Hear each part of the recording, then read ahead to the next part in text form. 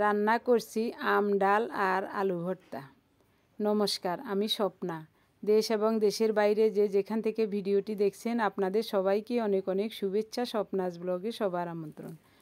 প্রতিদিনের মতো আজও একটি নতুন পর্ব সাজিয়ে এনেছি একেবারে বাস্তব সব চিত্র নিয়ে। আশা করছি আপনাদের সবার ভালো লাগবে, তাই অনুরোধ করব পর্বটি প্রথম থেকে শেষ পর্যন্ত দেখুন। এখন সকাল 7টা বাজে। এত সকাল থেকেই প্রচণ্ড রৌদ্র এবং গরম লাগছে। দুপুরে কী অবস্থা হবে কি জানি। তো আমরা ধান সিদ্ধ করছি। ধানগুলো ভিজিয়ে রেখেছিলাম আজ 4 দিন। সকালে ঘুম থেকে উঠেই আগে ধানগুলো উঠিয়ে নিয়েছি। এক তাওয়া ধান সিদ্ধ হয়ে গেছে। দুইজনে দুই সাইডে আগুন বাড়িয়েছিলাম, তাই তাড়াতাড়ি হয়ে গেছে। ধান ফাটছে কিনা দেখছি। সবগুলো ধান সুন্দরভাবে ফেটে গেছে, তার মানে সিদ্ধ হয়ে গেছে। নামাবো। গরম আগুনের তাপে, তারপরে বাইরের গরমে একেবারে হিমশিম অবস্থা।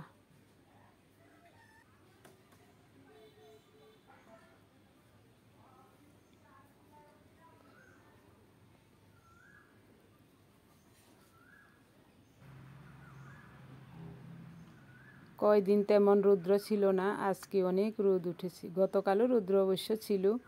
গতকাল ধান ভিজিয়েছিলাম, 3 দিন হয়েছে, তাই সিদ্ধ করি নাই। তো আজ 4 দিন। একটু 4-5 দিন ধান ভিজিয়ে রাখলে চাউলগুলো সুন্দর হয়। অল্প অল্প করে 4 বস্তা ধান ভিজিয়েছি, তো ওগুলো উঠিয়ে ওখানেই রেখে দিয়েছি। ওখান থেকে ওই ধানের কোড়ায় করে এনে এনে তাওয়াতে ঢালছি।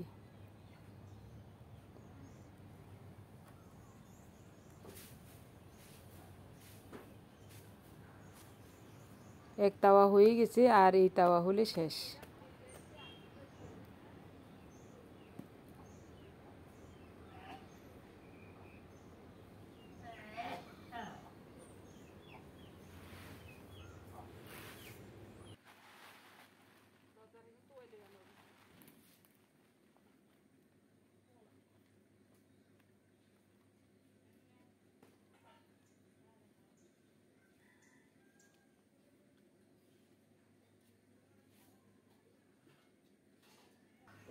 ধানগুলো তাওয়াতে উঠাতে আর সিদ্ধ হলে নামাতে একটু সময় লাগছে। তারপরেও রৌদ্র আছে, এটা ভেবে ভালো লাগছে। ধানগুলো তাড়াতাড়ি শুকাবে।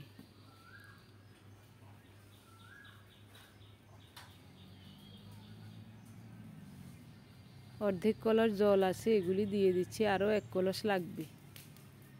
তো আরও 1 কলস জল এনে দিয়ে আবারও আগুন বাড়ানি শুরু করলাম 2 সাইড দিয়ে।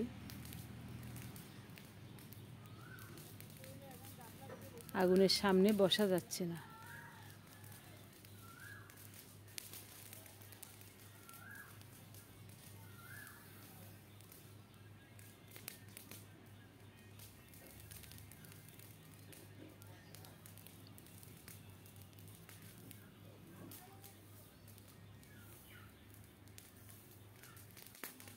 সরিষার গাছ দিয়ে ধান সিদ্ধ করছি।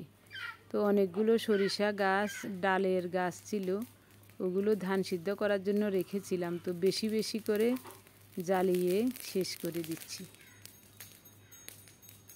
একেবারে শুকিয়ে মরমরে হয়ে আছে, তো বেশি বেশি করে জাল দিয়ে তাড়াতাড়ি ধান সিদ্ধ হয়ে গেল।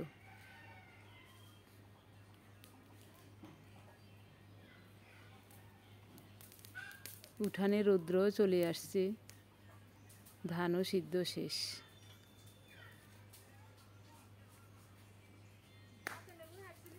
চশমা ছাড়া ভালোভাবে দেখছি না। তো এখানে উৎফলের ছেলে আছে, ওকে দেখাচ্ছি ধানগুলো ফেটেছে কিনা। ফেটে গেছে, এখন নামাবো।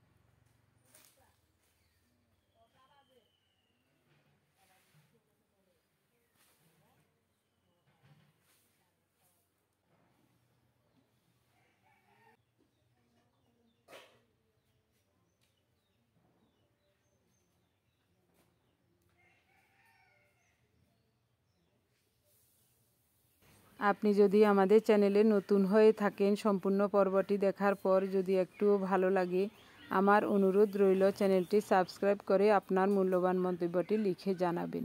যে কোনো গঠনমূলক মন্তব্য করতে পারেন, কোনো সমস্যা নাই, আমি আপনাদের সকল মন্তব্যের উত্তর দিব।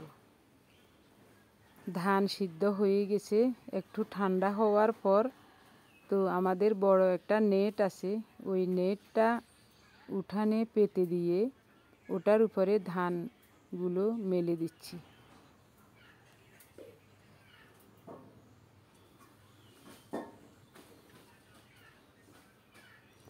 ঝাড়ু দেওয়ার করার ঝামেলা কম হবে, নেটে তাড়াতাড়ি শুকাবে।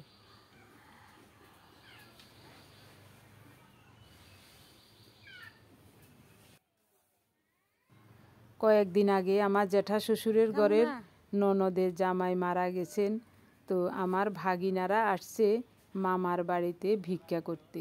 তো আমাদের এদিকে নিয়ম আছে, যত বড় লোকই হোক ভিক্ষা করে, কাঙ্গাল ভেসে ভিক্ষা করে মা বাবা শ্রাদ্ধ করতে হয়। মানে যৎসামান্য হলেও করতে হবে, 3 বাড়ি ভিক্ষা করবে। তো ওই হিসাবে প্রথমে মামার বাড়িতে আসতে হয়, মামার বাড়ি থেকে ভিক্ষা নিতে হয়। তো ওরা 2 ভাই আসছে, এটা হলো বড়, এর নাম রতন, আরেকজন আসছে, ওর নাম স্বপন। ও যেদিন ওর বাবা মারা গেছে ওই দিনে বিদেশ থেকে চলে আসছে। ওর বাবার খবর শুনেছে 11টার দিকে সকাল, তো ও প্লেনে উঠেছে 3টা বাজে, রাত 12টার সময় বাড়িতে এসে পৌঁছেছে। তারপরেই ওদের বাবার সব কার্য সম্পন্ন হয়েছে। তো আজ মনে হয় 6 দিন নাকি 7 দিন আজকে আসছে আমাদের বাড়িতে। তো আমরা সবাই যথাসাধ্য মতো অল্প স্বল্প কিছু ওদেরকে দিয়েছি। তো ওরা যাবে, ওদের আরও আত্মীয় স্বজন আছে, ওদের বাড়িতে যাবে। এমনি ওই শ্রাদ্ধের নিমন্ত্রণ করে আসবে, 11 দিনে শ্রাদ্ধ করবে। তো ওর মামা বলে দিচ্ছেন যে তোমরা এই যা যা পাবে মানুষের বাড়ি গিয়ে সবগুলো তোমার বাবার শ্রাদ্ধের কাজে লাগাবে। ওরা 2 ভাই চলে যাচ্ছে, ওদেরকে দেখে আমার একেবারে চোখের জল বের হয়ে গেছে। তো ওরা চলে গেল আরও আগে। তো গাছের থেকে 2টা কাঁঠাল পেড়েছিলাম গতকাল, তো কিছু অংশ নষ্ট হয়ে গেছে, তো আর কয়টা কোষ বের করে নিয়েছি, এখন আমরা মুড়ি দিয়ে খাচ্ছি। সকাল থেকে কিছুই খাইনি, এখন 11টা বাজে। তো কাঁঠাল মুড়ি খেয়ে তারপর সারাদিন কাজ আছে, আজকে অনেক রকমের কাজ আছে, রান্না বান্না করতে হবে। রান্নারও তেমন কিছুই নাই, ওই শুধু ডাল আর আলু ভর্তা করব, আর কিছুই নাই। আর এবার দেখি মাছেরও অনেক আকাল দেখা যাচ্ছে, বাড়ি বাড়ি ভ্যান গাড়ি করে মাছ আনতো, ওটাও নাই। বাজারেও তেমন মাছ পাওয়া যায় না। বাজারের দিন সকালবেলায় মাছ থাকে, কিন্তু 10টা 11টা বা 12টা বাজলে আর কোনো মাছই নেই। তো আমরা 2 দিন বাজারে গিয়েছিল, লস্করহাট বাজারে, একদিনও মাছ পাই নাই, একটু দেরি করে গিয়েছিল, পাই নাই। তো এই কারণে আজ কয়দিন মাছ ছাড়াই খাচ্ছি। ওই ডাল আছে ঘরে, আলু আছে, এইসব দিয়ে কোনো রকমে খাচ্ছি। খারাপ লাগছে না, ভালোই লাগছে। ডাল আলু ভর্তা দিয়ে যা খাই, মাছ দিয়ে মনে হয় এতটা খেতে পারতাম না, ভালো লাগছে। তো আজকেও আম ডাল রান্না করব, একটু গাঢ় করে আম ডাল রান্না করব, মসুরির ডাল। ডাল বসিয়ে দিয়েছি। তো ওনাকে বলেছি ধানগুলো পাহারা দিতে, ওদিকে মুরগ আছে, শত শত মুরগ, এই কারণে ধানের কাছেই বসে থাকতে হয়। এদিকে আমি 2 চুলায় ডাল ভাত বসিয়ে দিয়েছি, তাড়াতাড়ি হয়ে যাবে। ডাল সিদ্ধ হয়ে গেছে, বলক আসার সাথে সাথে লবণ দিলাম, হলুদ।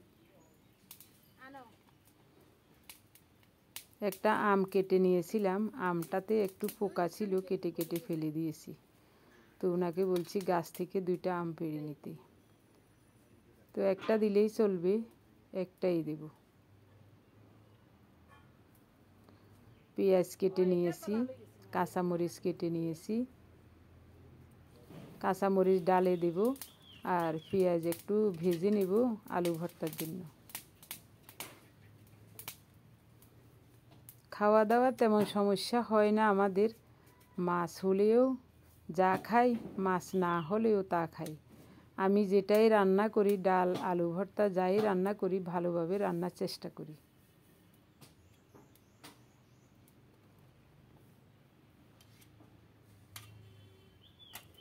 ভাতেও বলক এসে গেছে। সরিষা গাছ দিয়ে রান্না করতে ভালোই লাগছে, ধূপের মতো জ্বলে। তবে আবার ছট করে নিভেও যায়, তখন আবার ওই গ্যাস লাইট দিয়ে ধরাতে হয়। এটা দিয়ে ধান সিদ্ধ করেছি, খুব ভালো লেগেছে। বেশি বেশি করে দিয়ে সিদ্ধ করেছি, অনেকগুলো রয়ে গেছে, কেউ নিতেও চায় না। জমিতে আগুন জ্বালিয়ে অনেকগুলো পুড়িয়ে দেওয়া হয়েছে আগে। যখন সরিষা মাড়াই করেছিলাম তখন অল্প কিছু এনে রেখেছি ধান সিদ্ধর জন্য, আরগুলো জমিতে আগুন ধরিয়ে দিয়েছি। সবার আছে, কে কার জিনিস নেবে। সরিষার তেলে প্রথমে শুকনো মরিচ কয়টা ভেজে নিয়েছি আলু ভর্তার জন্য, তারপর পেঁয়াজগুলো ভেজে নিয়েছি। আবারও তেল দিলাম, একটা শুকনো মরিচ ছিঁড়ে দিচ্ছি, ডালে ফোড়ন দেব, সরিষা দেব ফোড়নে। তো বোতলে আমাদের জমিরে সরিষা কিছু রেখে দিয়েছিলাম তরকারিতে ফোড়ন দিয়ে বা বেটে খাওয়ার জন্য। চামচ দিয়ে একটু ডলে দিয়েছি, না হয় সব ছিটকে পড়ে যাবে।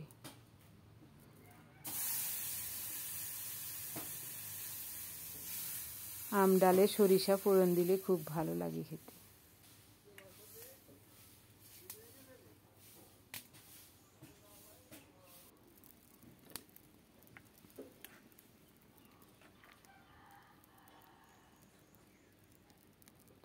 ভাতও হয়ে গেছে, ভাতের মাড় গেলে নেব।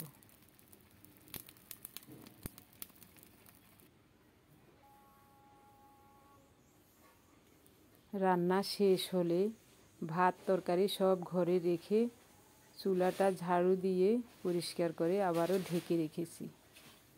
এখন একেবারে ঠিক দুপুরবেলা। ধানগুলো প্রায় জল শুকিয়ে গেছে, একেবারে ঝনঝনে হয়ে গেছে। প্রচণ্ড রোদের যেমন তাপ, গরমও তেমন। তার জন্য ধানগুলো তাড়াতাড়ি শুকিয়ে যাচ্ছে। তো আমরা স্নান করে ভাত খেতে বসে গেলাম। এখন 3টা বাজে। আলু ভর্তাটা শুকনো মরিচ ডলে পেঁয়াজ ভাজা দিয়ে লবণ দিয়ে সুন্দর করে মেখে নিয়েছি। পেঁয়াজ ভাজাতে একটু বেশি করে তেল দিয়েছিলাম, ওই তেলটা রেখে দিয়েছি, আর কাঁচা তেল দিই নাই আলু ভর্তাতে। খুব ভালো লাগছে গরম ভাতের সাথে খেতে।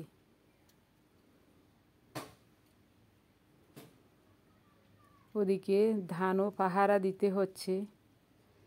ধানে মোরগ পড়লে একেবারে শেষ করে দেয়, অনেকগুলো মোরগ একসাথে পড়ে, সবাই মোরগ পালে। তো বাড়িতে কেউ এই জন্য কিছুই রোদ্রে দিতে চায় না।